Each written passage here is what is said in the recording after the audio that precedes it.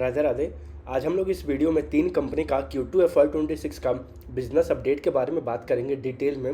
आप लोग देखोगे तो फिर स्टील और पाइप साइड में अभी फ़िलहाल के लिए तीन कंपनी का वॉल्यूम ग्रोथ का अपडेट आ रखा है। एक हरिओम पाइप है, संभव स्टील है और साथ में EPL अपोलो है।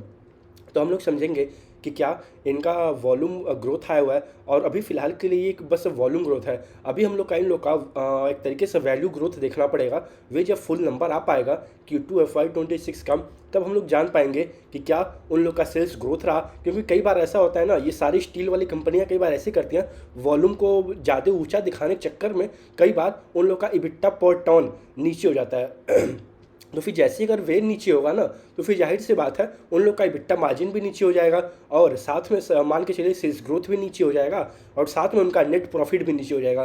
तो इसीलिए कभी भी स्टील वाले कंपनीज को जब भी आप लोग ट्रैक करिए, जब भी उनके बारे में आप पढ़िए, तो हमेशा ध्यान दीजिए कि क्या उनका EBITDA पर टन है और साथ में वॉल्यूम ग्रोथ के साथ साथ क्या वैल्यू ग्रोथ भी आ रहा है या फिर नहीं आ रहा है। क्योंकि वॉल्यूम ग्रोथ बस दिखा के आप लोग वैल्यू ग्रोथ अगर नहीं दिखा रहे हो, तो फिर एक तरीके से समझ लीजिए उसका जीरो वैल्यू रहेगा इन्वेस्टर कम्युनिटी में।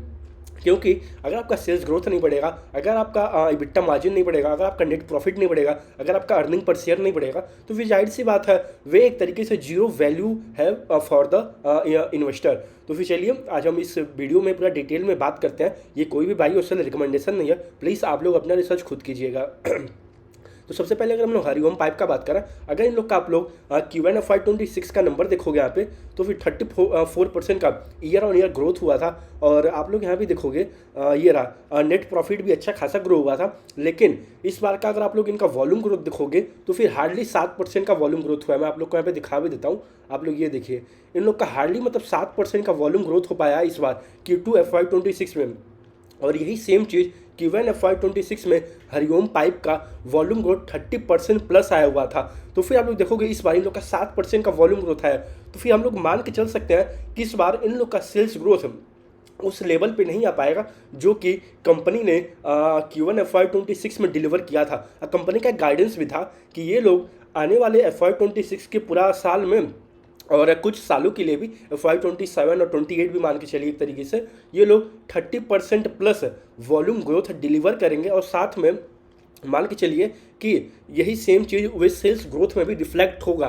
कंपनी द्वारा ये Q1 के कॉल में अपडेट दिया गया था। लेकिन फिलहाल के लिए अगर आप लोग देखोगे Q2 में, तो इनका 7% का वॉल्यूम ग्रोथ हार्डली हुआ है। तो फिर जाहिर सी बात है अब हमें वही देखना पड़ेगा कि इनका सेल्स ग्रोथ क्या आता है।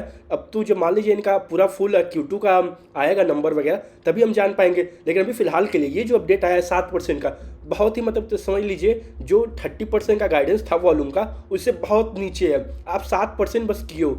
लेकिन आप लोग देखोगे स्टील पाइप में मोस्टली जितने भी कंपनियाँ होती है, हमेशा second half of the year ज़्यादा हाई होता है as compare to the H1 FY26 वगैरह मान के चलिए, जो भी अभी फिलहाल के लिए H1 बीता हुआ है। तो फिर H2 जाहिर सी बात है ये सारी कंपनियों के लिए हाई होता है, क्योंकि हमें बारिश वगैरह बहुत कम होता है और फिर वहाँ पे मान के चलिए हीट वेव वगैरह बहुत कम होता है। तो फिर इसीलिए विंटर साइड में ज़्यादा मान के चलिए वर्क वगैरह इन लोग का ज़्यादा होता है। तो फिर भी फिलहाल के लिए तो 7% का वॉल्यूम ग्रोथ है, गाइडेंस था इनका 30%, उससे बहुत नीचे है।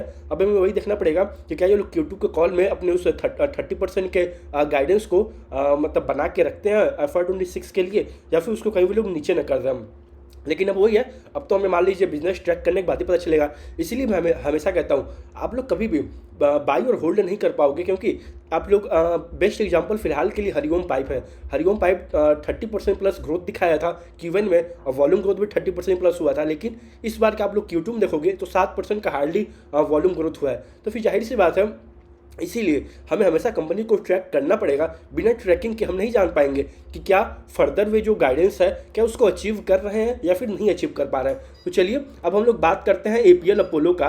अगर आप लोग APL अपोलो का देखोगे यहाँ पे, तो फिर हार्डली कुछ ग्रोथ वगैरह आ रहा था कंपनी में। आप खुद ही देखिए यहाँ पे 4% का हार्डली ग्रोथ हुआ था इन लोग का Q1 FY26 में। और फिलहाल के लिए आप लोग इनका वॉल्यूम ग्रोथ देखोगे तो ये रहा, आप लोग देख सकते हैं Q2 में क्या नाम है, सॉरी, APL अपोलो के लिए वॉल्यूम ग्रोथ हार्डली मतलब 13% का हुआ है। लेकिन ये अब धीरे धीरे आई थिंक ये भी बैक टू ट्रैक आएंगे। लेकिन वही अब इनका वॉल्यूम ग्रोथ तो हरिओम से बेटर ही है, क्योंकि हरिओम का 7% है और APL अपोलो जो इतनी बड़ी कंपनी है उसका मतलब 13% है। तो फिर जाहिर सी बात है, अगर आप एक छोटी कंपनी हो, हरिओम पाइप की बात कर रहे हैं, अगर आप अपने इंडस्ट्री प्लेयर से एक तरीके से जो मान लीजिए एक आपसे बड़ा प्लेयर है, अगर आप उसको बीट नहीं कर पाते हो तो फिर कोई सेंस नहीं बनाता है।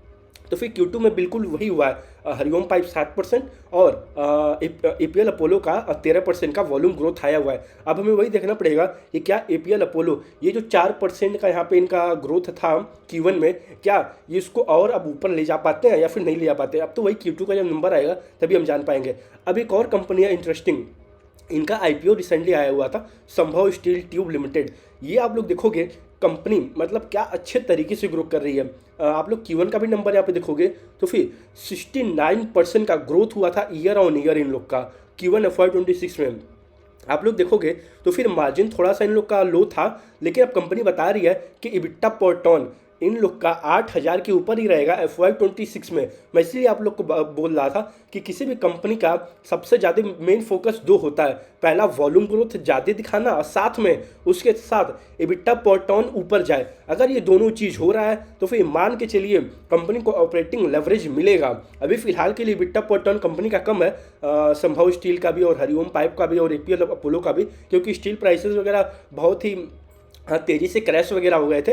और आप लोग देखोगे चाइना वगैरह में भी और उसके मान लीजिए डंपिंग वगैरह के कारण भी ये सारे इशू आए थे। तो फिर फिलहाल के लिए आप लोग देखोगे संभव स्टील का वॉल्यूम ग्रोथ क्या मतलब अच्छे तरीके से आया हुआ है। आप लोग यहाँ खुद देख सकते हैं 53% का वॉल्यूम ग्रोथ हुआ है इन लोग का Q2 FY26 में। यानी एक तरीके से अभी आप लोग अगर ग्रोथ के एनोलॉजी से देखोगे तो फिर हरिओम पाइप 7% और APL अपोलो 13%, संभव स्टील 53% वॉल्यूम ग्रोथ।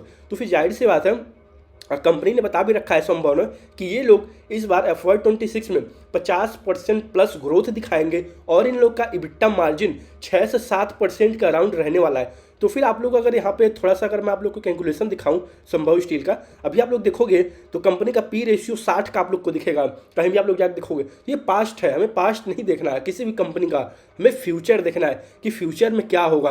तो फिर अगर हम लोग इनका फॉरवर्ड P निकाला तो फिर आप लोग यहाँ पे देखोगे कंपनी ने 1511 करोड़ का FY25 में फुल ईयर में अपना रेवेन्यू पोस्ट किया था। तो फिर 50% अगर ग्रोथ कंपनी दिखाती है तो फिर मान के चलिए 2260 के अराउंड इन लोग का ओवरऑल टॉप लाइन आएगा इस बार FY26 में। कंपनी बता रही है कि इनका EBITDA मार्जिन भी 12 से 13% रहने वाला है और साथ में आगे वाले समय में ये इसको और ऊपर भी ले जाएंगे और साथ में EBITDA पर टन ये लोग 8,000 के ऊपर ले जाएंगे।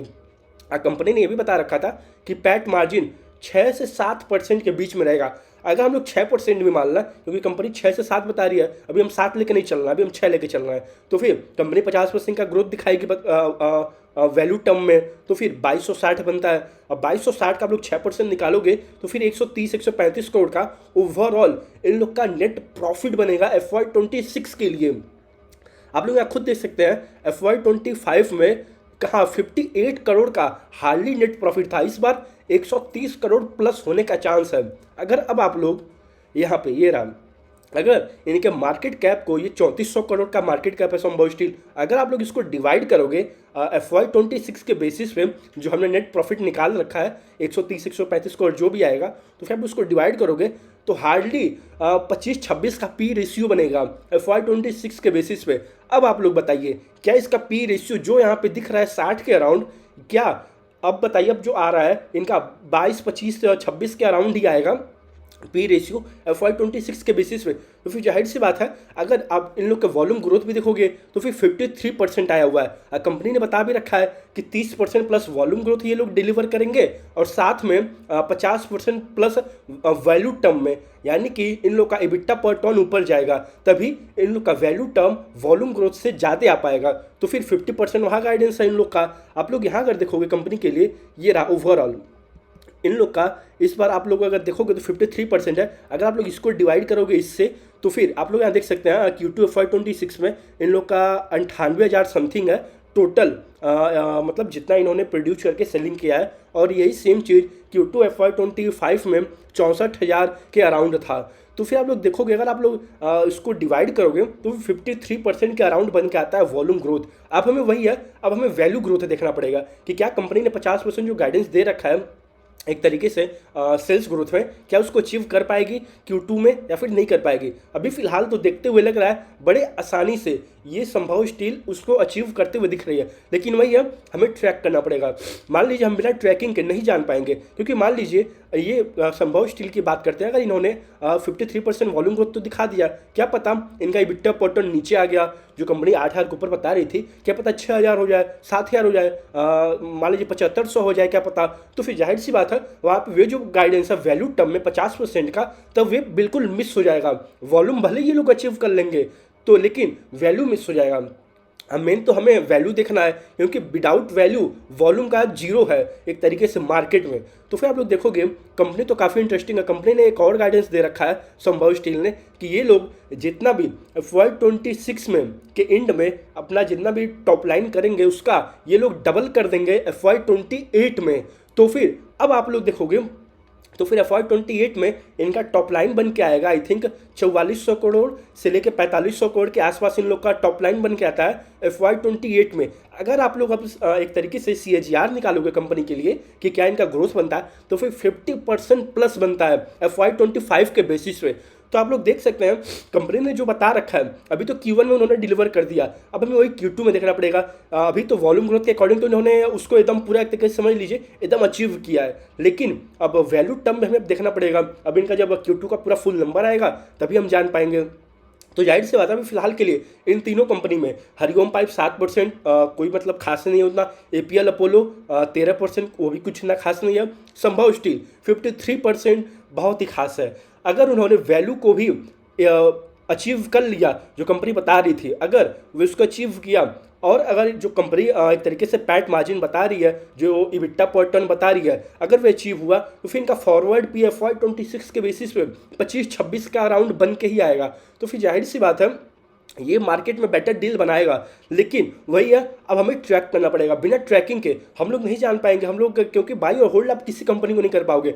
बेस्ट एग्जांपल अभी के लिए है हरिओम पाइप। अगर हरिओम पाइप ने बोला है 30% plus volume growth plus 30% plus value growth भी करेगा, लेकिन फिलहाल के लिए तो Q2 का इन लोग का जो अपडेट आया है वे देख के तो मतलब आसपास भी नहीं लग रहा है कि ये लोग इस बार Q2 में कि 30% प्लस कर पाएंगे। अब वे है, अब हमें उसका पूरा फुल नंबर वेट करना पड़ेगा। अब हमें उनके कॉन कॉल में रीड करना पड़ेगा, देखना पड़ेगा कि उनके PPT भी रीड आउट करना पड़ेगा कि क्या वे जो कंपनी बता रखी थी क्या उसको अभी फिलहाल के लिए उसको होल्ड ऑन करती है या फिर होल्ड ऑन नहीं कर पाती है।